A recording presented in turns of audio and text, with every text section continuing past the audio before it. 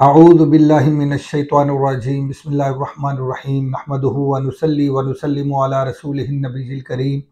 اما بعد فاعوذ باللہ من الشیطان الرجیم بسم اللہ الرحمن الرحیم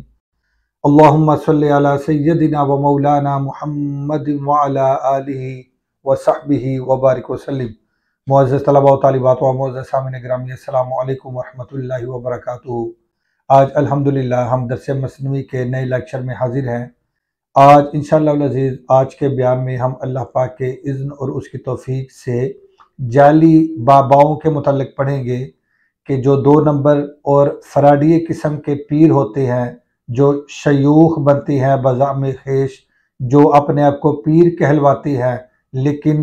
ہوتے وہ بہروپیے ہیں، تو ان کی شناخت کے متعلق مولانا روم رحمۃ اللہ علیہ نے کیا بیان فرمایا ہے، آج انشاءاللہ العزیز اس کے متعلق ہم پڑھیں گے۔ تو چلتے ہیں بلا تاخیر ہم آج کے سبق کی طرف۔ مولانا روم رحمۃ اللہ علیہ آپ مثنوی شریف میں بیان فرماتے ہیں، آپ فرماتے ہیں چوں بسے ابلیس آدم روح ہست، چوں بسے ابلیس آدم روح ہست، پس بہر دستے نہ شاید داد دست۔ مولانا روم رحمۃ اللہ علیہ آپ فرماتے ہیں کہ چونکہ بہت سے ابلیس آدمی کی صورت رکھتے ہیں، چونکہ بہت سے ابلیس آدمی کی صورت رکھتے ہیں، پھر فرماتے ہیں پس بیعت کے لیے ہر ہاتھ میں ہاتھ نہیں دینا چاہیے کہ تم جس کے متعلق بھی سنو کہ وہ فلاں پیر ہے تو تم اس کے ہاتھ میں ہاتھ دے بیٹھو، ایسا نہ کرو۔ پہلے جانچ پڑتال کرو، پہلے تحقیق کرو، پہلے دیکھو، پہلے پرکھو کیا وہ شریعت و سنت کا عامل ہے یا نہیں، وہ متبع سنت ہے یا نہیں، یا وہ کوئی خلاف شرع کام کرنے والا تو نہیں، کیا واقعی وہ شیخ کامل کی جو شرائط ہے ان پر پورا اترتا ہے یا نہیں۔ مولانا روم رحمۃ اللہ علیہ فرماتے ہیں کہ پس بہر دستے نہ شاید داد دست، ہر کسی کے ہاتھ میں ہاتھ نہیں دے دینا چاہیے، پہلے تحقیق کرو، پہلے جانچ لو، پہلے پڑتال کرو، پہلے دیکھ لو، پہلے پرکھ لو، پھر اس کے بعد تم کسی شیخ کے ساتھ اپنی نسبت کو وابستہ کرو، پھر اس کے ساتھ قائم ہو۔ تو آپ فرماتے ہیں چوں بسے ابلیس، بہت سے ابلیس ایسے ہیں کہ آدم روح ہست، کہ وہ آدمی کی سی صورت رکھتے ہیں، وہ آدمی کی صورت رکھتے ہیں، یعنی بہت سے انسان گویا کہ وہ ابلیس ہیں، بظاہر تمہیں انسان نظر آتے ہیں لیکن حقیقت میں وہ ابلیس ہیں۔ پس بہر دستے نہ شاید داد دست، پس ہر کسی کے ہاتھ میں ہاتھ نہیں دے دینا چاہیے۔ اب اس کا لفظی ترجمہ آپ دیکھ لیں، چوں کا معنی چونکہ، یا اس کا معنی جیسے بھی ہوتا ہے، مثل بھی ہوتا ہے، طرح بھی ہوتا ہے، تو یہ مختلف معنی میں استعمال ہوتا ہے، لیکن یہاں ہم معنی کریں گے چونکہ۔ بسے کا معنی بہت سے، ابلیس کا معنی ابلیس یا شیطان، آدم کا معنی آدمی، روح کہتے ہیں صورت کو، چہرے کو، ہست کا معنی ہے۔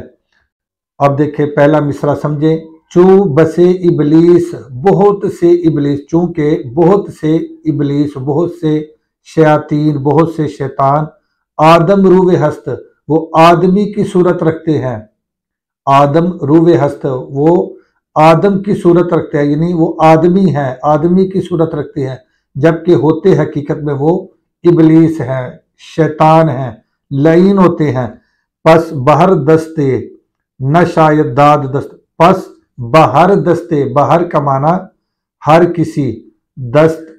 کہتے ہیں ہاتھ کو، بہر دستے یعنی ہر کسی ہاتھ میں نہ شاید لائق نہیں، نہ شاید کا معنی لائق نہیں یا مناسب نہیں، داد دست، داد کا معنی یہ دادن مصدر سے فعل ماضی کا صیغہ ہے، دادن کا معنی ہے دینا، داد دست ہاتھ دے دینا، ہاتھ دے دینا یعنی اس سے نسبت قائم کر لینا، اس سے تعلق استوار کر لینا، اس کا مرید ہو جانا، اس کی بیعت کر لینا۔ آپ فرماتے ہیں کہ یہ مناسب نہیں کہ ہر کسی کے تو ہاتھ پر بیعت کر لے، یا ہر کسی کے ساتھ تو تعلق کو وابستہ کر لے، تعلق قائم کر لے، تعلق استوار کر لے، یہ مناسب نہیں۔ کیونکہ بہت سے ابلیس ہیں جو آدمی کی صورت میں چلے پھرتے ہیں۔ چلتے ہیں اگلے شعر کی طرف۔ مولانا روم رحمۃ اللہ علیہ فرماتے ہیں ذا کے سیاد آورد بانگ سفیر، تا فریبد مرغ را آ مرغ گیر، تا فریبد مرغ را آ مرغ گیر۔ آپ فرماتے ہیں اس لیے کہ کبھی شکاری بھی پرندے کسی آواز نکالا کرتا ہے، کبھی شکاری بھی شکار کے لیے پرندے کسی آواز نکالا کرتا ہے، تا فریبد مرغ را آ مرغ گیر، تاکہ وہ شکاری فریب دے سکے، دھوکہ دے سکے اس پرندے کو، اس شکار کو، یعنی اس کو جال میں پھنسانے کے لیے بسا اوقات شکاری بھی پرندے کسی آواز نکالتا ہے، تا فریبد مرغ را آ مرغ گیر، تاکہ وہ شکاری کسی پرندے کو دھوکہ دے کر اپنے جال میں پھنسا لے۔ تو اب اس کا پہلے لفظی ترجمہ آپ دیکھ لیں۔ سیاد لفظ آیا، سیاد شکاری کو کہتے ہیں۔ آورد، یہ آوردن سے فعل ماضی کا صیغہ ہے۔ بانگ کہتے ہیں آواز کو، صدا کو، پکار کو، آواز کو۔ سفیر سیٹی کو بھی کہا جاتا ہے، اور اسی طرح پرندے کسی آواز نکالنا، پرندے کی آواز نکالنا، اسے بھی سفیر کہا جاتا ہے۔ اب دیکھیں پہلا مصرع سمجھیں۔ زاں کے سیاد اس لیے کہ کبھی سیاد یعنی شکاری، آورد وہ لاتا ہے، یہاں مرادی معنی کریں گے کہ نکالتا ہے۔ کیا نکالتا ہے؟ بانگ سفیر، پرندے کی آواز، بانگ سفیر پرندے کی آواز۔ اس لیے کہ کبھی شکاری بھی پرندے کسی آواز نکالتا ہے، آواز کو لے آتا ہے، پرندے کی آواز کو لے آتا ہے، مراد یعنی پرندے کی آواز نکالتا ہے، تاکہ جس کو وہ شکار کرنا چاہ رہا ہے اس کی آواز نکالے، اور وہ اس آواز سے، چونکہ اس کا ایک خاص انس ہوگا،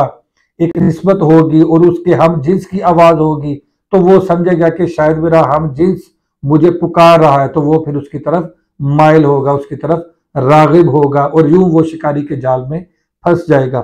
مولانا روم رحمۃ اللہ علیہ فرماتے ہیں زاں کے سیاد آورد بانگ سفیر، اس لیے کہ کبھی شکاری بھی پرندے کسی آواز نکالتا ہے، کس لیے؟ تا فریبد، تاکہ وہ فریب دے سکے، دھوکہ دے سکے، مرغ را پرندے کو، مرغ کا معنی پرندہ، تاکہ وہ فریب دے سکے پرندے کو، تا فریبد مرغ را آ مرغ گیر، وہ مرغ گیر یعنی پرندوں کو پکڑنے والا، مراد اس سے شکاری، تاکہ وہ شکاری پرندے کو دھوکہ دے سکے، فریب دے سکے، اور اپنے اس بچھائے ہوئے جال میں اس کو پھنسا سکے۔ اس لیے مولانا روم رحمۃ اللہ علیہ فرماتے ہیں کہ ہر کسی کے ہاتھ میں ہاتھ نہیں دے دینا چاہیے۔ جب بھی تم کسی درگاہ کے ساتھ وابستہ ہو، جب بھی کسی کے ساتھ اپنی نسبت کو قائم کرو، تعلق استوار کرو، بیعت کرو، تو اچھے طریقے سے پہلے جانچ پڑتال کر لو، کہیں یہ وہ مرغ گیر تو نہیں، کہیں وہ مرغ گیر تو نہیں جو بانگ سفیر دے رہا ہے، جو بانگ سفیر نکال رہا ہے، جو پرندے کسی آواز نکال رہا ہے، جو تمہاری بولی نکال رہا ہے، کیونکہ جو بھی سالک ہوگا اور راہ سلوک کے منازل طے کرنے والا ہوگا، وہ اللہ کی محبت کی باتیں جب کسی سے سنے گا، کریم آقا صلی اللہ علیہ وآلہ وسلم کی محبت کی باتیں جب سنے گا، تو بلا شبہ وہ مائل ہوگا اس کی طرف، وہ راغب ہوگا اس کی طرف۔ تو مولانا روم رحمۃ اللہ علیہ آپ یہی آگاہ فرماتے ہیں کہ اس کی تحقیق کرو، پہلے اس کو جانچ لو، اس کی تحقیق کرو، جانچ پڑتال کرو، کہیں وہ شکاری تو نہیں، کہیں وہ ابلیس تو نہیں جو آدم کی صورت میں ہے، کہیں وہ مرغ گیر تو نہیں جو بانگ سفیر دے رہا ہے، جو پرندے کسی آواز اس لیے نکالتا ہے تاکہ پرندے کو اپنے جال میں پھنسا سکے، کہیں ایسا نہ ہو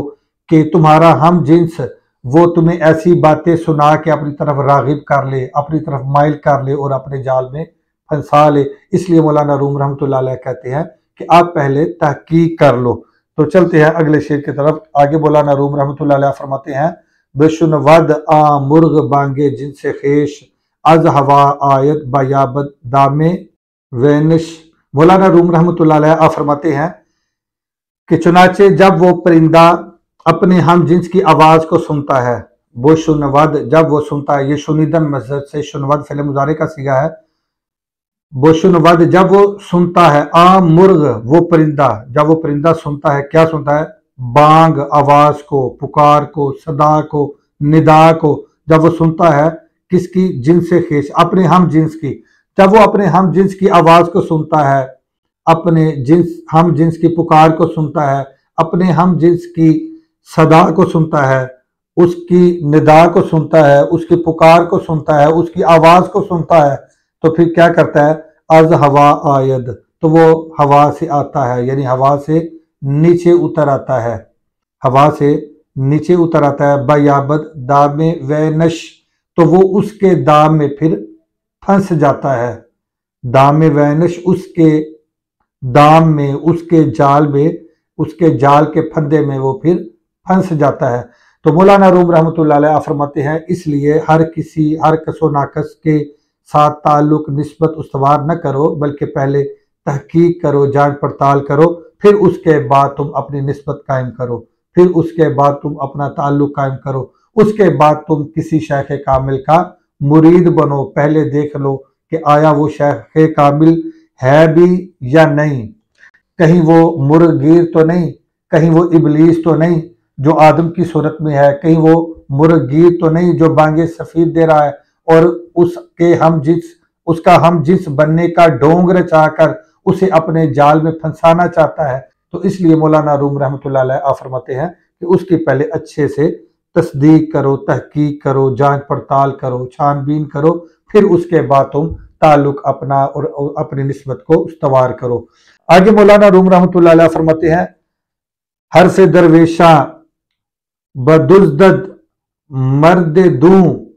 تا بخاند بر سلیم زاں فسوں۔ مولانا روم رحمۃ اللہ علیہ فرماتے ہیں اسی طرح کبھی فرو مایا اور کمینہ شخص، کبھی فرو مایا یعنی کمینہ گٹیا آدمی درویشوں کے اقوال چرا لیتا ہے، درویشوں کی باتوں کو چرا لیتا ہے۔ کیوں؟ تا بخانت بر سلیم ذا فسوں، تاکہ کسی سیدھے سادے اور بولے بالے آدمی پر ان کا منتر پھونک سکے، ان پر ان اقوال کے ساتھ ان کا وہ منتر پھونک سکے،